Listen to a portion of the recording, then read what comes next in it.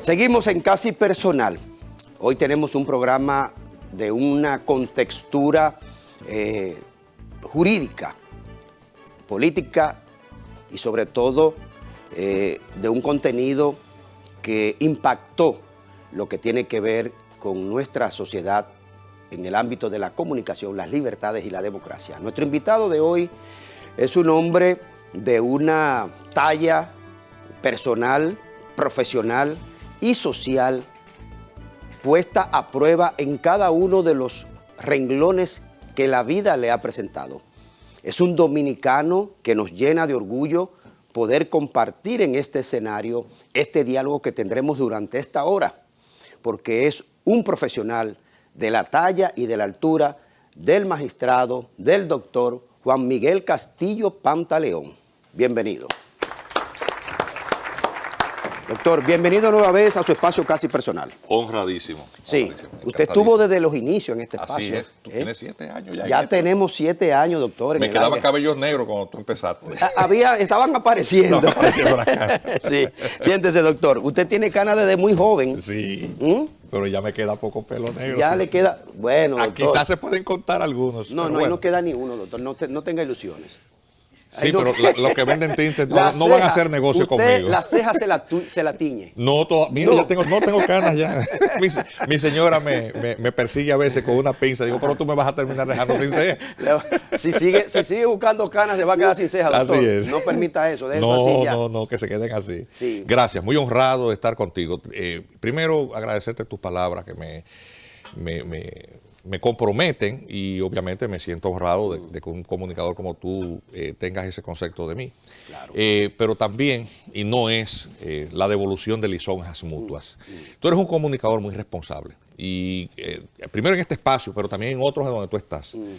Yo he observado siempre que lo que tú dices lo dices con peso, es decir, razonando tus conceptos y eso, es decir, ser un comunicador que transmite sus ideas o su visión de una realidad, pero con un análisis conceptual, razonando lo que está diciendo. Es algo que en ese ejercicio constructivo que desde los medios de comunicación se hace para que seamos una mejor sociedad, es algo que es un gran aporte. Yo, como tu admirador también, te doy las gracias. Aprendo a veces muchas cosas de ustedes, de los comunicadores, pero gracias, en particular tuyo. Viniendo de una persona de su formación y de su trayectoria, es un alto halago. Y además se ha encaminado en los últimos tiempos también, bueno, en los últimos tiempos no, por muchos años, el tema de la situación de Haití, que hablaremos más adelante. Sí. Pero lo hemos invitado, doctor, porque en el país se desencadenó lo inevitable con el caso de la partida física del señor Lluveres Montaz. Entonces, es un caso que llamó la atención a nivel de los medios por el significado que tuvo ese señor en vida con lo que fue la muerte y muy a destiempo el asesinato de Orlando Martínez.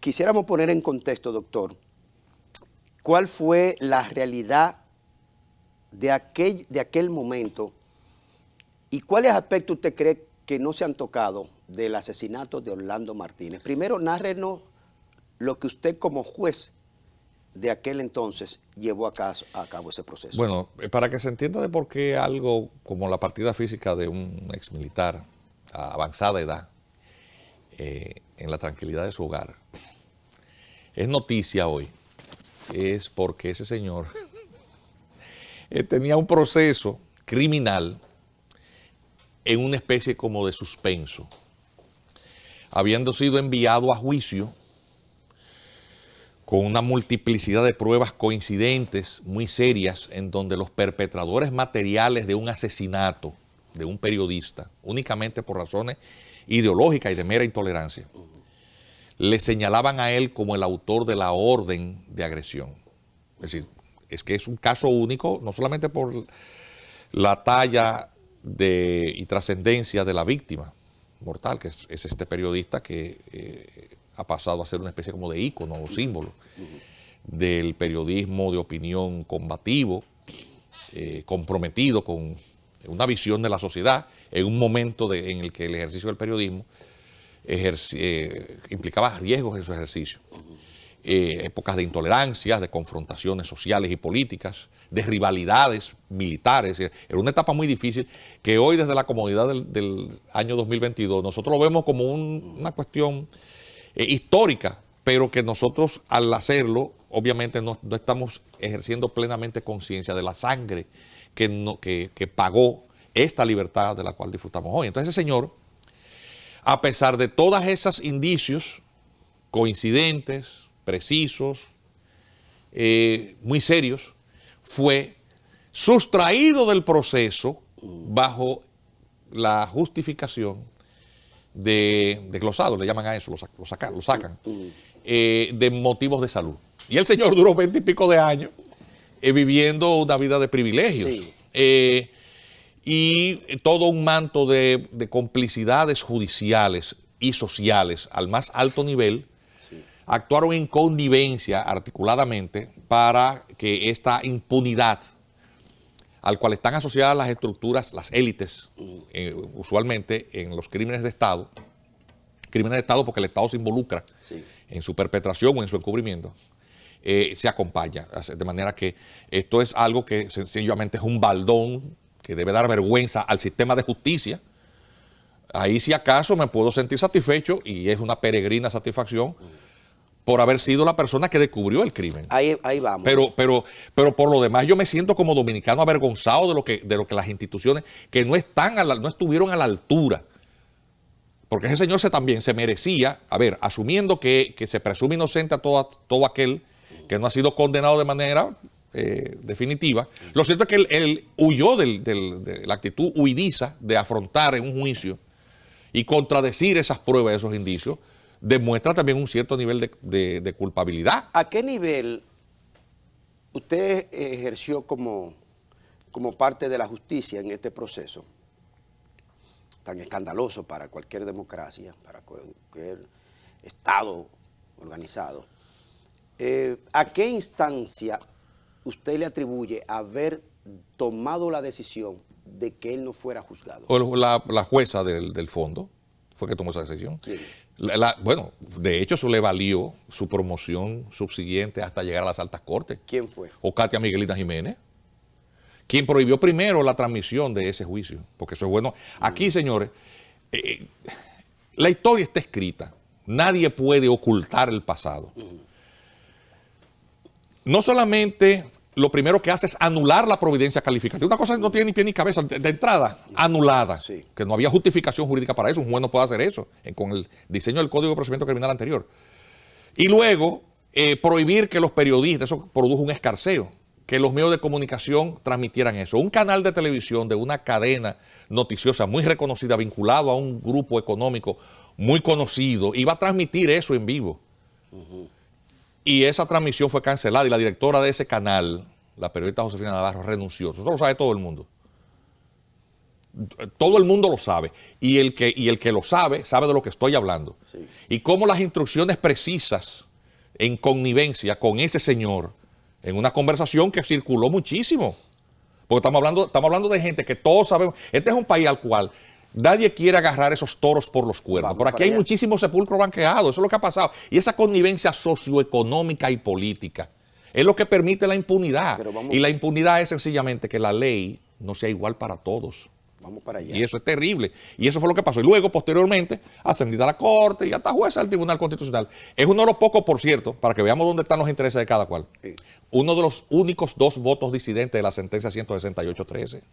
Ah, bueno. Bueno, porque es que aquí todos nos conocemos por nuestras trayectorias. Entonces, ¿de qué estamos hablando? La 168-13 para es la sentencia que definió los alcances de la nacionalidad dominicana. Exactamente. Para el que lo sepa. Es un tema que no tiene nada que ver con eso, pero te dice la escala de valores del jugador. Y de donde emanó la 169-14 luego, ¿no? Sí, eso es otra cosa. Sí, eso es una ley de naturalización especial. Ok, pero una cosa, doctor. Usted se está refiriendo a Katia Miguelina Jiménez, sí, que tiene ganado en esta sociedad un buen nombre. Tiene un nombre. Con el mayor respeto. Ajá. Pero eso es una decisión que desde ningún punto de vista se sostiene. Ese señor se murió 20 y pico de años después por una decisión que dice que era por motivo de salud. Y duró 20 y pico de años ese señor en su casa, lo más bien. Murió de 90 años. Vamos a tomarle la palabra a usted de que Katia, la ex jueza Katia Miguelina Jiménez. Pero el tema no es Katia. Pero yo no me quiero quedar eso en no, ella. Ella carece, la persona carece de importancia en relación con lo que estamos hablando. Pero no me quiero quedar en ella. Quiero referirme a qué poderes pudieron, si fue así como usted dice, influir sobre esa jueza en ese momento. No influir, no. Mira lo que pasa. ¿Quién? Porque me imagino que ella no se atribuyó esa decisión suponiendo que atención, fuese así. ver que nosotros saca a la persona, eso no es lo importante. Yo estoy sacando a la persona. Veamos el contexto. Ajá.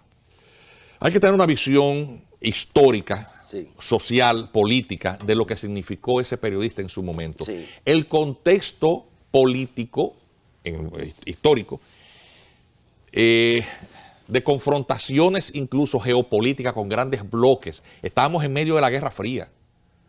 El país había pasado por una conflagración que hizo que 42,000 tropas invadieran esta media isla y se creara, en medio de una situación en donde por primera vez en Latinoamérica, un grupo de militares jóvenes con una visión democrática derroca a unos golpistas para retornar a la constitucionalidad. Sí. Eso no tiene paralelo con ninguna otra situación. Un país en donde tradicionalmente se había encontrado ciertos niveles de complacencia y connivencia con esta visión extremista en la Guerra Fría con los norteamericanos. Sí, pero para ellos fue una ruptura y eso generó una fractura en los grupos militares. Se crearon dos grupos militares. Sí. Una revuelta en donde la izquierda que asoma y que encuentra un espacio con la invasión se justifica porque suele ser el sentimiento nacionalista. Y la lucha por la dignidad y la soberanía se asumen esas barricadas de la revuelta cívico-militar del año 1965, sí, con la participación de grupos políticos de extrema izquierda, financiados muchos de ellos, por la potencia hegemónica que confronta con los Estados Unidos. Claro, y eso genera una separación en el país y una confrontación. Aquí los izquierdistas se mataban entre ellos, los militares entre ellos, los políticos entre ellos, la sociedad estaba dividida. Y el gobierno del doctor Joaquín Balaguer es impuesto por la autoridad de ocupación como la salida con ropaje democrático, sí, que estabiliza el país, pero el control de las Fuerzas Armadas permanece en manos de uno de esos grupos que responde a esta visión extrema, sí, y donde se implementan las estrategias de eliminación y neutralización de esa izquierda. No es ni siquiera en la República Dominicana, simplemente viniendo como una receta desde fuera. Y el periodista muere junto con otros, pero él tenía mayor militancia política, en medio de ese contexto. Pero, doctor, lo que queremos es sacar el hilo de la madeja. Sí. Muerto el militar, el general Lluveres Montaz, y situar el contexto de decisión, de la toma de decisión de la muerte de Orlando Martínez. Primero, ¿dónde estaba usted el día que matan a Orlando Martínez? Yo tenía 10 años de edad. 10 años de edad. Pero, ¿qué tiempo pasa entre la muerte de Orlando Martínez y el abrir el caso, el juicio? Hubo un caso, porque eso es lo que convierte el caso en algo, en ese expediente, en algo excepcional. El Estado Dominicano, a través de su aparato de justicia, Ministerio Público y Judicatura, construye un expediente acusando falsamente personas absolutamente inocentes del PLD, en la búsqueda de vincular este hecho con una figura política, sí, que había sido derrocada y que estaba en el centro de esas confrontaciones. El profesor Juan Bosch fue derrocado en el 63 y para reponerlo es que se produce el alzamiento constitucionalista del 65. Sí. El presidente Bosch no puede competir libremente en el 66, sí, y a partir de ahí en las demás elecciones el PRD no pudo competir en las elecciones. Decían que era un matadero electoral. Sí. Aquí los guardias hacían campaña, sí, y había mucha represión. La abstención electoral era enorme en las elecciones del 66 y del año 70. Y en las elecciones del 74, de hecho, hubo un desacuerdo de toda la oposición porque gravitaba el abstencionismo que proclamaba el presidente Bosch. Atención, que hace resquebrajar el PRD, y el PLD surge en el 73. Es decir, si tú no tienes eso en el contexto, no entiendes qué es lo que ha pasado. Ese grupo militar vertebra este expediente, acusando a 3 personas que estaban muy vinculadas al profesor Bosch. Sí. Y el presidente Balaguer finalmente abandona el poder en el 78, pierde 2 elecciones frente a Antonio Guzmán, el PRD, y luego Salvador Jorge Blanco, y nadie piensa que Joaquín Balaguer va a ser presidente. Es entonces, en ese contexto, donde él publica sus memorias y se produce otra situación excepcional. Un ex jefe de Estado que en ese momento no tiene expectativas de volver al poder, que es ciego, octogenario, y con respecto al narrar su vida, a este crimen de Estado que se investigó por orden de él, que alcanzó un resultado determinando quiénes fueron los verdaderos perpetradores, atención, y que al caer en los pies de esa troika militar que él no controlaba porque había sido impuesta por las autoridades de ocupación, esos son los llamados incontrolables, sí. Crea con esta decisión de mandar a investigar eso, un cisma militar que hace que los 3 jefes de Estado Mayor de los cuerpos castrenses y el ministro de Defensa, en este caso, secretario de la Fuerza Armada, renunciarse. Es un hecho sin precedentes, sí. Porque eso hay que ponerlo en contexto. Sí. ¿Por qué? Porque el presidente Balaguer se apoya en esta confrontación con otro grupo militar que le era más cercano y absolutamente contrario, que es el de Aníbal Seijas. Okay. Y eso es lo que ese expediente se queda ahí encubierto, y él tiene la cachaza, porque no hay que llamarle de otra manera. ¿Quién? El presidente Balaguer, de decir que él deja eso en una página en blanco, en mano de una persona, pero comete la perversidad de poner una fotografía en la cual está el periodista en una misma fotografía con el profesor Bosch, porque en el momento en que asesinan a Orlando Martínez, sí. Ellos están en medio de una confrontación, el profesor Bosch y Orlando Martínez, en cierta manera echándole una vaina, o en cierta manera corroborando ese expediente falso que originalmente se vertebró. Nuestra investigación, ¿qué hizo? Determinar las 2 cosas. Ajá. El crimen, cómo se cometió, rescatar la investigación que se había hecho alterna, confirmar sus resultados y, más allá aún, demostrar cómo ese aparato de encubrimiento vertebró ese expediente y quién era su responsable. Sí. Entonces, todo eso está en esa providencia calificativa. Sí. ¿Cuál fue el Ministerio Público que en principio instrumentó el expediente en esa primera fase? ¿En el año 75 o en el año 1995? No, el primer Ministerio Público que instruyó la primera investigación. Bueno, la falsa la hizo el entonces fiscal del distrito, Augusto Cano González, que tenía la condición de militar. Y Sócrates Díaz Curiel era el juez de instrucción que era militar. Sí, eran muchísimos fiscales y jueces, eran militares. Y Sócrates Díaz Curiel, que era también coronel. Era oficial. ¿Ahí a quiénes acusaron de manera específica? Cheche Luna, sí, Diomedes Mercedes y Melvin Mañón Rossi. Pero Diomedes Mercedes, el asistente del profesor Así Bosch. Es. Y Melvin Mañón Rossi, que era un izquierdista que venía de entrenarse en Cuba porque era parte de la avanzadilla que estaba supuesta a acompañar al coronel Camaño, quien finalmente hizo una intentona guerrillera frustrada en Playa Caracoles. Vamos a hacer una primera pausa, doctor. Le voy a dejar una pregunta. A tantos años de este hecho y muerto Lluveres Montaz, ¿qué usted cree que aún no se le ha dicho a esta sociedad sobre la muerte de Orlando Martínez? Pero cuando retornemos de la pausa, doctor. República Dominicana es el país que ha sido afectado económicamente mucho más, ha sido más solidario que todos los otros países del mundo. Por lo tanto, a República Dominicana no se le puede pedir más. Y la República Dominicana no solamente va a continuar las deportaciones, sino que la va a incrementar las deportaciones. Por lo tanto, esas declaraciones de ese señor Volker Turk en nombre de las Naciones Unidas son inaceptables y son irresponsables.